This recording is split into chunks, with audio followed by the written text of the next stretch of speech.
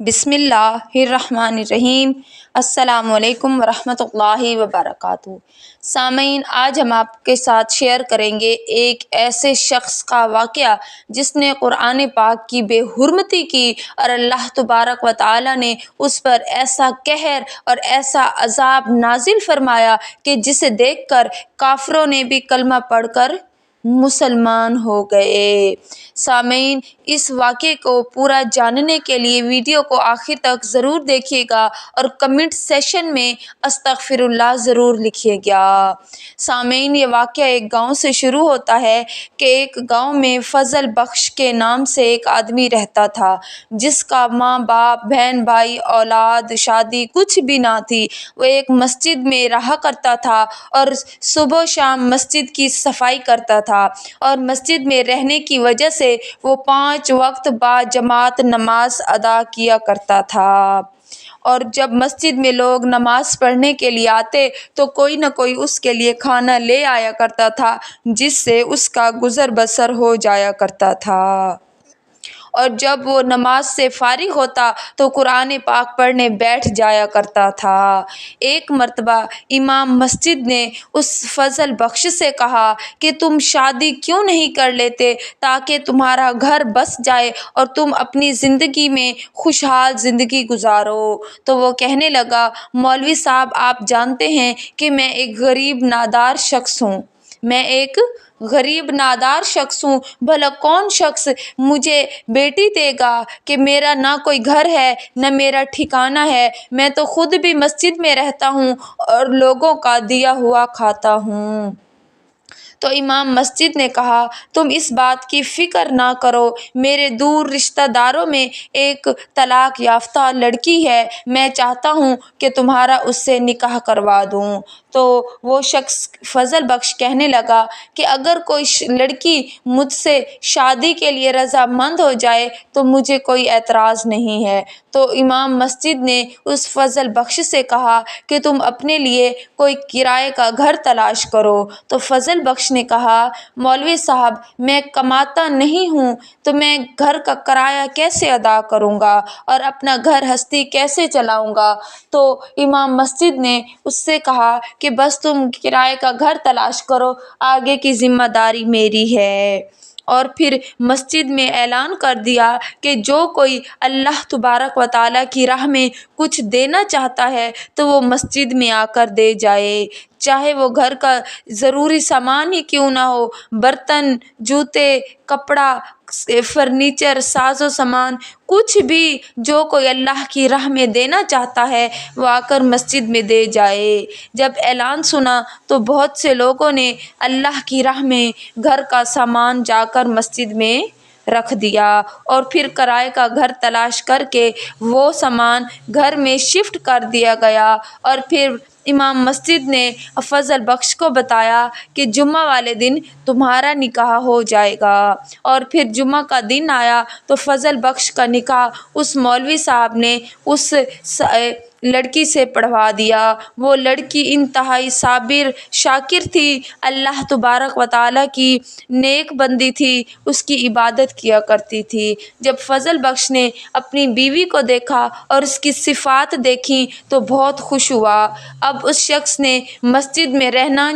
ختم کر دیا، اپنے گھر میں رہنا شروع کر دیا، اور ایک دن وہ روزگار کی تلاش میں نکلا اور چلتے ہوئے ایک لنگر خانے پر جا پہنچا۔ وہاں پر جا کر اس نے کام طلب کیا تو جو لنگر خانے کا بڑا تھا وہ اللہ کا ایک بزرگ نیک ولی تھا، وہ لوگوں کو مفت میں کھانا کھلایا کرتا تھا۔ جب فضل بخش نے وہاں جا کر اپنے لیے کوئی کام طلب کیا تو اس بڑے مولوی صاحب نے، اس اللہ کے ولی نے اسے وہاں پر نوکری پر رکھ لیا۔ وہ دن بھر وہاں پر لوگوں کو کھانا کھلایا کرتا تھا اور شام کو بدلے میں اسے دن میں بچا ہوا کھانا بھی مل جاتا تھا اور مزدوری کے طور پر روپے پیسے بھی مل جاتے تھے۔ فضل بخش کا گزر بسر بہت اچھے سے ہونے لگا اور وہ اللہ تبارک و تعالیٰ کا بہت شکر گزار ہوا جس نے اسے گھر بھی عطا کیا، بیوی بھی عطا کی، روزگار بھی بھی عطا کیا۔ اور پھر جب اس کی شادی کو 1 سال گزرا تو اللہ تبارک و تعالیٰ نے انہیں ایک خوبصورت بیٹی سے نوازا۔ فضل بخش اور اس کی بیوی بہت خوش تھے کہ اللہ تبارک و تعالیٰ نے انہیں اپنی رحمت سے نوازا ہے۔ دن اسی طرح گزرتے رہے۔ شادی کو 3 برس گزرے کہ پہلی بیٹی ابھی 2 سال کی ہوئی تھی کہ اللہ تبارک و تعالیٰ نے انہیں ایک اور بیٹی سے نوازا۔ فضل بخش دوبارہ بہت خوش ہوا کہ اللہ نے انہیں پھر اپنی رحمت سے نوازا ہے، تو اس کی بیوی کہنے لگی کہ اب جب درگاہ پر جانا تو اللہ کے ولی سے کہنا کہ وہ ہمارے لیے دعا کرے کہ اللہ پاک اگلی مرتبہ ہمیں بیٹا عطا کرے، کیونکہ بہنوں کے لیے بھائی کا ہونا بہت ضروری ہے۔ اب تم خود دیکھو، تمہارا خاندان کوئی نہیں ہے، اگر ہمارا بیٹا نہ ہوا تو ہماری بیٹیوں کا کون خیال رکھے گا؟ تو اسی وجہ سے بیٹے کا ہونا بہت ضروری ہے۔ کچھ عرصہ مزید گزرا تو اللہ تبارک و تعالیٰ نے انہیں تیسری بیٹی سے نوازا۔ اللہ تبارک و تعالیٰ کی رحمت کو دیکھ کر فضل بخش مطمئن تھا کہ اللہ تبارک و تعالیٰ اپنی رحمت اسی گھر بھیجتا ہے جس گھر سے وہ راضی ہوتا ہے، لیکن اس کی بیوی تھوڑا ڈر رہی تھی اور یہی دعا کرتی تھی کہ اللہ پاک انہیں اب بیٹا عطا کرے۔ اب وہ کہنے لگی کہ جب بھی تم اللہ کے ولی کی درگاہ پر جانا تو دعا کروانا کہ اللہ تبارک و تعالی ہمیں اگلی بار بیٹا عطا فرمائے۔ لیکن جب چوتھی مرتبہ بھی اللہ نے انہیں بیٹی عطا کی تو اب فضل بخش کی بیوی نے رونا شروع کر دیا اور کہا کہ مجھے لے جاؤ درگاہ پر اور میں دعا مانگتی ہوں کہ اللہ پاک ہمیں بیٹا عطا کرے۔ اگلی بار اللہ تبارک و تعالی نے انہیں 2 بیٹیاں جڑوا عطا فرمائیں تو فضل بخش کی بیوی بہت پریشان ہوئی، رونے لگی، اللہ کی راہ میں گڑ گڑانے لگی کہ یا باری تعالیٰ، ہم غریب نادار لوگ ہیں، ہم اپنی بیٹیوں کو کیسے پالیں گے، ہمیں بیٹا عطا فرما دیتا۔ جب فضل بخش نے یہ دیکھا تو وہ گیا اور جا کر اللہ کے ولی کی درگاہ پر اللہ کے ولی سے التجا کی کہ آپ تو نیک ہیں، دن بھر آپ غریبوں کو ناداروں کو کھانا کھلاتے ہیں، آپ کی دعائیں قبول ہوتی ہیں، لوگ آپ کے آستانے پر دوڑے چلے آتے ہیں، آپ دعا کریے کہ اللہ پاک ہمیں بیٹا عطا کرے۔ اور جب ایک مرتبہ پھر بیٹی عطا ہو گئی، اب اس کی 7 بیٹیاں ہو گئی تو فضل بخش کی بیوی بہت پریشان تھی۔ اب فضل بخش بھی تھوڑا پریشان ہو گیا اور جا کر دوبارہ اللہ کے ولی کے پاس التجا کرنے لگا کہ آپ دعا کریں۔ تب اس اللہ کے ولی نے کہا کہ تمہارے لیے امتحان کا وقت ہے، ایک امتحان ہے، اگر تم اس میں پاس ہو گئے تو دیکھ لینا اگلے سال تمہارے گھر چاند چہرے والا ایک نورانی چہرے والا بیٹا آ جائے گا۔ تو فضل بخش نے کہا کہ میں آپ جو بھی امتحان کہیں گے میں اس میں پاس ہونے کی پوری کوشش کروں گا، بس آپ بتائیے کہ مجھے کرنا کیا ہے۔ تب فضل بخش کو بتایا گیا کہ تم نے اب درگاہ پر نہیں آنا، بلکہ تم نے پورا 1 سال تک کسی ویرانے میں جا کر وہاں پر ایک گڑھا کھودنا ہے اور ہر گھر کے دروازے کو کھٹکھٹا کر ان سے قرآن پاک کے وہ ورق، وہ اوراق اور شہید قرآن پاک ان سے طلب کرنے ہیں، اور پھر ان اوراق مقدس اور شہید قرآن پاک کو اس گڑھے میں محفوظ کر دینا ہے۔ اور پھر اس نے یہی کام شروع کر دیا، وہ ویرانے میں گیا، ایک گڑھا کھودا اور ہر دروازے پر جا کر شہید قرآن پاک، شہید ورق ان سے طلب کرتا، اور پھر اس نے گلی گلی، محلوں اور کوچوں پر جانچ پڑتال کرنا شروع کر دی۔ وہاں پر جاتا، ہر وہ ورق وہ دیکھتا جس پر اللہ کا نام لکھا ہوتا، کوئی حدیث کی بات لکھی ہوتی، کوئی اسلامی کتاب نظر آتی، اس نے چن چن کر وہاں سے ان اوراق مقدسہ کو گڑھے میں محفوظ کرنا شروع کر دیا۔ اور جب اسے یہ کام کرتے ہوئے پورا 1 سال گزر گیا تو اللہ تبارک و تعالیٰ نے اسے 2 جڑواں بیٹوں سے نوازا۔ وہ اس بات پر بہت خوش ہوا، وہ درگاہ پر آیا، اللہ کے ولی کا شکریہ ادا کیا کہ آپ نے مجھے ایک ایسی ڈیوٹی سونپ دی ہے جس کی وجہ سے اللہ تبارک و تعالیٰ مجھ سے راضی ہوا اور اس نے مجھے 1 کی بجائے 2 جڑواں بیٹوں سے نوازا۔ اب اس نے اس کام کو مستقل اپنا لیا اور اللہ تبارک و تعالیٰ کا اس پر کرم خاص ہوتا گیا۔ اس کے بیٹے جب 6 سال کے ہوئے تو اس نے اپنے بیٹوں کو حافظ قرآن بنایا۔ حافظ قرآن بننے کے بعد آہستہ آہستہ اس نے اپنی بیٹیوں کی شادیاں کرنا شروع کر دیں۔ جب اس نے اپنی تمام بیٹیوں کی شادیاں اچھے گھرانوں میں کر لی، اب اس کے بیٹے جوان ہو چکے تھے۔ ایک کا نام عاصم تھا اور ایک کا نام قاسم تھا۔ ایک نے وہیں مسجد کے پاس، وہیں درگاہ کے پاس ایک مدرسہ کھول لیا جہاں وہ بچوں کو قرآن پاک پڑھایا کرتا تھا، اور دوسرا بیٹا قاسم وہ اپنے باپ کے ساتھ ہی قرآن مجید کے اوراق کو محفوظ کیا کرتا تھا۔ اور پھر ایک دن اس کے بیٹے عاصم نے کہا کہ قاسم نے تو اپنا مدرسہ کھول لیا ہے اور میں چاہتا ہوں کہ میں پردیس جاؤں، وہاں پر اچھا خاصا کماؤں اور اپنے بھائی کو بھیجوں تاکہ وہ مدرسہ کو بڑا کرے اور زیادہ بچے یہاں پر پڑھنے آیا کریں۔ اس کے باپ فضل بخش نے کہا، نہیں بیٹا، میں نے تمہیں بہت ہی منتوں اور مرادوں کے ساتھ اللہ تبارک و تعالیٰ سے مانگ کر لیا ہے، اب ہم تمہیں اپنی آنکھوں سے اوجھل ہوتا نہیں دیکھ سکتے۔ تو اس عاصم نے کہا، آپ پریشان مت ہوں، میں نیک کام کی نیت سے جا رہا ہوں، میں چاہتا ہوں کہ ہمارا بہت بڑا مدرسہ ہو جہاں پر بچے مسلسل قرآن پاک پڑھتے رہیں۔ اب وہ فضل بخش اور اس کی بیوی بیٹے کے آگے مجبور ہو گئے اور پھر اس نے جانے کے انتظامات کرنے شروع کر دیے۔ جب ایئرپورٹ پر پہنچے تب فضل بخش اور اس کی بیوی اور اس کا بیٹا قاسم اپنے بھائی عاصم کو چھوڑنے کے لیے ایئرپورٹ پر آئے ہوئے تھے۔ ایئرپورٹ پر جب وہ الوداع کرنے لگا تو عاصم کو اس کی ماں نے کہا، بیٹا اب تم پردیس جا رہے ہو، میں تمہیں ایک امانت دینا چاہتی ہوں جسے تم نے اپنے سینے سے لگا کر رکھنا ہے اور کبھی بھی اس کو چھوڑنا نہیں ہے۔ تب اس نے ایک ریشمی مخمل کپڑے میں لپٹا ہوا اپنے بیٹے کو قرآن پاک دے دیا تو وہ کہنے لگا، امی جان میں تو حافظ قرآن ہوں، میرے سینے میں قرآن موجود ہے، میں اب یہ قرآن پاک کیسے پردیس لے جاؤں؟ تو اس کی والدہ نے کہا، تمہیں جب بھی کوئی مشکل آئے، جب بھی کوئی پریشانی آئے یا جب بھی تمہارا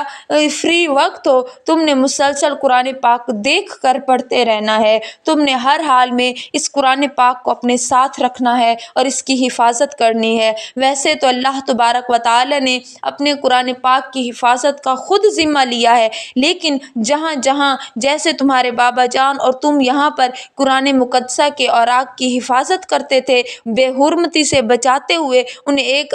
جگہ پر محفوظ کرتے تھے، اب تم نے اس قرآن پاک کو بھی اپنے پاس محفوظ رکھنا ہے اور اس کی حفاظت کرنی ہے۔ تب وہ شخص عاصم پردیس آ گیا اور بہت جلد ہی اس کی نوکری ایک فیکٹری میں لگ گئی جہاں پر ہندو اور مسلمان دونوں کام کرتے تھے، اور جو اس فیکٹری کا مالک تھا وہ ایک ہندو شخص تھا۔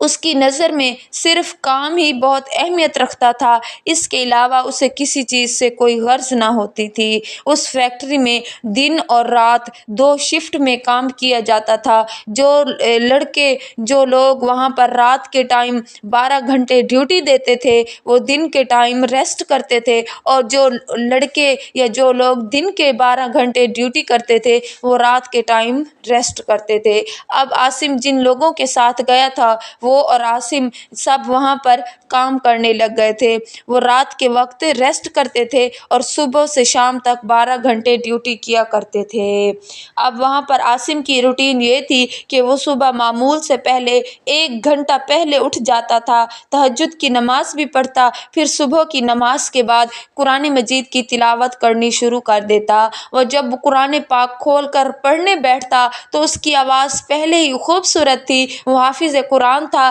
اللہ تبارک و تعالیٰ نے اس کی آواز میں ایک ایسا سر عطا کیا تھا کہ بہت سے جو ہندو لوگ وہاں پر تھے، غیر مسلم تھے، وہ بھی اتنی خوبصورت آواز میں پڑھتے ہوئے قرآن پاک کو سننے کے لیے ٹھہر جایا کرتے تھے۔ اسے وہاں پر کام کرتے ہوئے 6 مہینے ہو گئے تھے۔ اب بہت سے لوگوں نے اسے دیکھ دیکھ کر صبح صبح اٹھنا شروع کر دیا تھا، اور جب وہ دن کے وقت وہاں پر ڈیوٹی کرتا تو جب نماز کا وقت ہوتا وہ فوراً کام چھوڑ کر نماز پڑھنے چلا جایا کرتا تھا۔ اسے ایسا کرتا دیکھ کر اور بہت سے لوگوں نے 5 وقت نماز ادا کرنا شروع کر دی تھی، اور جب اس بات کا پتہ اس فیکٹری کے مالک کو چلا تو اس نے لوگوں کو ڈانٹنا شروع کر دیا کہ تم کام کے دوران میرا کام چھوڑ کر نماز کے لیے کیسے جاتے ہو؟ اگر تم لوگوں نے آج کے بعد میرا کام چھوڑ کر نماز کے لیے جانا چاہا تو میں تم لوگوں کی آدھی تنخواہ کاٹ دوں گا۔ لیکن عاصم پر اس بات کا کوئی اثر نہ ہوا۔ وہ معمول کے مطابق 1 گھنٹہ پہلے اٹھتا، قرآن پاک کی تلاوت کرتا، اور پھر دن میں بھی روزانہ مسجد میں 5 وقت جا کر نماز ادا کیا کرتا تھا۔ اگلے مہینے جب عاصم کو تنخواہ ملی تو وہ آدھی کٹ چکی تھی، اور اس کے فیکٹری کے مالک نے کہا، یہ تمہارے لیے ایک سزا ہے کہ جو تم کام چھوڑ کر نماز کے لیے جاتے ہو تو تمہاری آدھی تنخواہ کاٹ دی گئی ہے۔ اب جب دوسرے لڑکے جو اسے دیکھ دیکھ کر نماز پڑھنے جایا کرتے تھے تو انہوں نے بھی پرواہ کرنا چھوڑ دی۔ وہ بھی جب نماز کا وقت آتا تو کام چھوڑ کر نماز پڑھنے کے لیے چلے جایا کرتے تھے۔ ایک دن کچھ ایسا ہوا کہ اسے دیکھ کر جو چند ہندو لڑکے ان کے بالکل قریب میں رہتے تھے اور بالکل پاس ہی میں کام کرتے تھے، انہوں نے عاصم سے کہا کہ ہم قرآن پاک پڑھنا چاہتے ہیں، ہم سننا چاہتے ہیں کہ یہ کتنی عظیم کتاب ہے، اور جس آواز کے ساتھ تم خوبصورتی کے ساتھ قرآن پاک کو پڑھتے ہو، وہ خوبصورتی جو کشش ہے قرآن پاک کے الفاظ کی، اس نے ہمارے دلوں میں گھر کر لیا ہے، ہمارے دل کی حالت بدل گئی ہے، ہم بھی قرآن پاک پڑھنا چاہتے ہیں۔ اس طرح عاصم نے وہاں پر چند لڑکوں کو صبح صبح قرآن پاک پڑھانا شروع کر دیا، اور دن میں وہ 5 وقت نماز ادا کیا کرتے تھے۔ لیکن وہاں کا جو باس تھا اس نے تقریباً تمام وہ لڑکے جو قرآن پڑھنے کے لیے چلے جایا کرتے تھے، ان تمام جو نماز پڑھنے کے لیے دن میں 5 وقت جایا کرتے تھے، ان کی آدھی تنخواہ کاٹ لی تھی۔ یہ وہ سزا تھی کہ وہ کام چھوڑ کر نماز پڑھنے کیوں جاتے ہیں، کیونکہ وہ ہندو تھا، اور پھر اپنی ہندو مذہب کو پیچھے ہوتا اور اسلام مذہب کو تیزی سے پھیلتا دیکھ کر برداشت نہیں کر پایا۔ اور اتوار کے دن جب فیکٹری سے چھٹی ہوتی تو وہ وہاں کے تمام مسلمان لڑکوں کو لے کر فیکٹری میں ایک جگہ بیٹھ جاتا اور انہیں پیارے آقا علیہ الصلاۃ والسلام کی سیرت مبارکہ بتاتا، پیاری سنتوں پر خود بھی عمل کرتا اور ان سے بھی عمل کرواتا۔ جب یہ سب کچھ اس باس نے دیکھا تو وہ کہنے لگا، تم کتنے ڈھیٹ ہو کہ میں نے تمہاری سیلری آدھی کر دی، باقی لڑکوں کی سیلری آدھی کر لی، تم پھر بھی باز نہیں آتے۔ اب میں دیکھتا ہوں کہ تم کب تک اپنے رب کی نافرمانی سے بچے رہو گے۔ اب وہاں پر موجود 3 غیر مسلم لڑکے جو وہاں اسے روز پڑھتا اور پھر عمل کرتا دیکھ رہے تھے، وہ ایک دن ڈرتے ڈرتے عاصم کے پاس آئے اور کہنے لگے کہ ہمیں تمہارا پڑھنا بہت پسند آیا ہے، ہم بھی چاہتے ہیں کہ ہم بھی تمہاری طرح صبح صبح اٹھیں، قرآن پاک پڑھیں، لیکن ہمارا باس سخت ہے اور تم جانتے ہو ہم غیر مسلم ہیں، اگر ہمارے باس کو پتہ چل گیا تو وہ فیکٹری سے ہماری چھٹی کروا دے گا اور ہمارا گھر کا خرچہ بھی بند کروا دے گا۔ تو عاصم کہنے لگا کہ تم اللہ تبارک و تعالیٰ سے امید رکھا کرو، کیونکہ رزق دینے والی ذات اللہ تبارک و تعالیٰ کی ہے، نہ کہ اس باس کی ہے۔ وہ کہنے لگے کہ ہم قرآن پاک پڑھنا چاہتے ہیں، لیکن ہم یہ چاہتے ہیں کہ ابھی اس بات کا پتہ باس کو نہ لگے، ورنہ وہ ہم سے ناراض ہوگا۔ تو کافی سمجھایا عاصم نے کہ اللہ تبارک و تعالیٰ کی ذات بہت بڑی ہے، وہ عزت، ذلت، رزق، تنگ دستی سب کچھ اسی کے ہاتھ میں ہے، وہ جسے جو چاہے جب چاہے عطا کرے، نواز دے، اور جب چاہے اس سے واپس لے لے۔ پوری کائنات کا نظام اللہ تبارک و تعالیٰ ہی چلا رہا ہے۔ پھر بھی اگر تم لوگ اپنے باس سے اتنا ڈرتے ہو تو میں اس بات کا تذکرہ کسی سے نہیں کروں گا۔ اور پھر اس کے بعد ان 3 لڑکوں نے عاصم سے تقریباً 1 سال کے اندر قرآن مجید ختم کر لیا۔ اب وہاں پر عاصم کو کام کرتے ہوئے 3 سال گزر چکے تھے۔ عاصم کے ماحول کی وجہ سے اور کافی لوگوں نے اسلام قبول کر لیا، کلمہ پڑھ کر مسلمان ہو گئے، اور پھر اسے دیکھ کر فیکٹری کا ماحول بدل گیا۔ اور جب اس بات کا پتہ باس کو چلا تو وہ بہت زیادہ چیخا چلایا کہ یہ کون ہوتا ہے جو میری فیکٹری میں آ کر میرے ہی لوگوں کا مالک بنا ہوا ہے۔ بس بہت برداشت کر لیا، اب اس عاصم کی خیر نہیں ہے، یہ آج کا دن اس کی زندگی کا آخری دن ہوگا، اب اس کے بعد وہ اپنی زندگی کا کوئی اور سورج نہیں دیکھ سکتا۔ اگلے دن جمعہ کا دن تھا، صبح کا ٹائم تھا، اور عاصم صبح بلند آواز سے قرآن مجید پڑھ رہا تھا۔ جب باس وہاں پہنچا تو وہ غصے سے آگے بڑھا، اس نے آگے بڑھ کر عاصم کو ایک زوردار تھپڑ مارا اور قرآن پاک لے کر دور گرا دیا، اور پھر ماچس منگوا کر اس قرآن پاک کو آگ لگا دی اور پھر وہاں سے چلا گیا۔ عاصم کو اتنا مارا تھا کہ اسے کافی تکلیف ہوئی، وہ خون میں لت پت ہو گیا، اور اس کے بعد اچانک باس جیسے ہی اپنے کمرے میں پہنچا تو چیخوں کی آواز بلند ہونے لگی۔ اس نے بتایا کہ مجھے بے چینی شروع ہو گئی ہے، میرے جسم میں درد سٹارٹ ہو گیا ہے۔ اسے پروٹوکول میں ایک بہت بڑے ہاسپٹل میں لے جایا گیا، وہاں ICU میں شفٹ کیا گیا، لیکن کسی بھی ڈاکٹر کو اس کی بیماری سمجھ نہیں آ رہی تھی۔ اس کا جسم جگہ جگہ سے لال ہونے کے بعد اب پھٹنے لگا تھا۔ تکلیف اتنی تھی کہ پورے ہسپتال میں چیخ و پکار بلند ہو رہی تھی۔ اس کے ٹیسٹ کیے گئے لیکن ڈاکٹروں کو کوئی بیماری سمجھ نہیں آ رہی تھی، حتیٰ کہ اس کے جسم کے جہاں پر لال حصے تھے اب پھٹ رہا تھا، وہاں سے خون بہنا شروع ہو گیا، اور خون بہنے کے بعد اب وہاں سے کالے رنگ کی خون کی طرح پیپ سی بہنے لگی تھی، اور پھر وہاں سے بال نکلنے شروع ہو گئے کہ اس کے چہرے کی رنگت بدل گئی، پورے جسم کو بالوں نے ڈھانپ لیا، انگلیوں سے ناخن تھے کہ اتنے بڑے بڑے ہو گئے تھے، اس کی شکل اتنی خوفناک اور بھیانک ہو گئی تھی کہ لوگ اسے دیکھ کر استغفر اللہ کہتے، کانوں کو ہاتھ لگاتے اور پھر اس شخص سے دور ہو جایا کرتے۔ وہ روتا تڑپتا، اس کی تکلیف کا اندازہ کسی کو نہیں تھا، اور یہ سب کچھ قرآن پاک کی بے حرمتی کرنے کی وجہ سے ہوا تھا۔ جب اس بات کا پتہ فیکٹری کے مالک کے گھر والوں کو ہوا تو وہ کلمہ پڑھ کر مسلمان ہو گئے، اور پھر سب نے مل کر فیکٹری کا باس عاصم کو ہی بنا لیا۔ قرآن پاک پڑھنے کی اور قرآن پاک کی حفاظت کرنے کا ذمہ جو اللہ نے لیا تھا وہ اس طرح ادا ہوا کہ عاصم نے جب آگے بڑھ کر قرآن پاک اٹھایا تو وہ صرف اوپر والے صفحہ